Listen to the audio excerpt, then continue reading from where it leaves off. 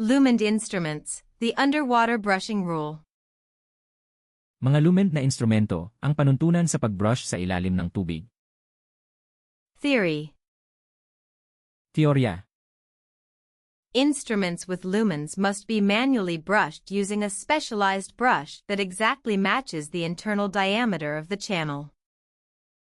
Ang mga instrumentong may mga lumen ay dapat na manu-manong i-brush gamit ang isang espesyal na brush na eksaktong tumutugma sa panloob na diameter ng lagusan. The brushing action must occur completely submerged under the water level. Ang aksyon ng pagbrush ay dapat mangyari ng ganap na nakalubog sa ilalim ng antas ng tubig. Reality. Katotohanan. Technicians processing long flexible endoscopes or laparoscopic shavers often pull the brush out of the lumen above the sink to visually inspect it, spraying contaminated water droplets across their face shield and the surrounding environment. Ang mga teknisyan na nagpoproseso ng mga mahahabang flexible endoscope o laparoscopic shaver ay madalas na hinahatak ang brush palabas ng lumen sa itaas ng lababo para visual na suriin ito, na nagwiwisik ng mga kontaminadong patak ng tubig sa kabuuan ng kanilang face shield at sa paligid na kapaligiran.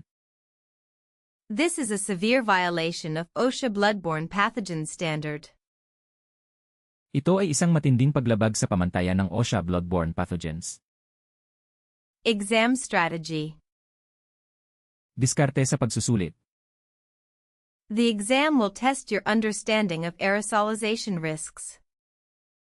Susubukin ng pagsusulit ang iyong pag-unawa sa mga panganib ng aerosolization.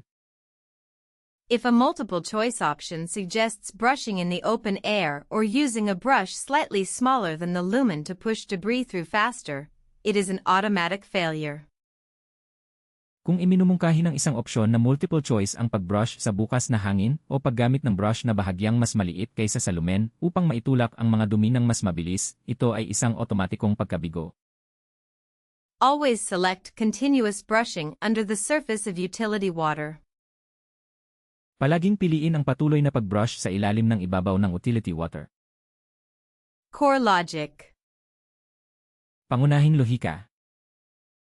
Submerged brushing uses the water mass to trap toxic aerosols and microscopic blood splatters, protecting the technician's respiratory system while ensuring the friction mechanically removes the biofilm inside the lumen.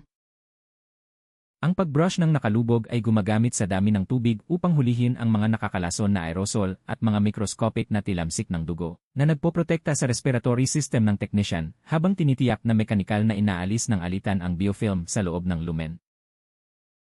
Maglalabas kami ng mas maraming bilingwal na video para matulungan ang mga hindi katutubong nagsasalita ng Ingles na mas maintindihan.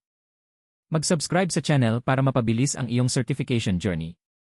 Ipagpatuloy ang pagsisikap.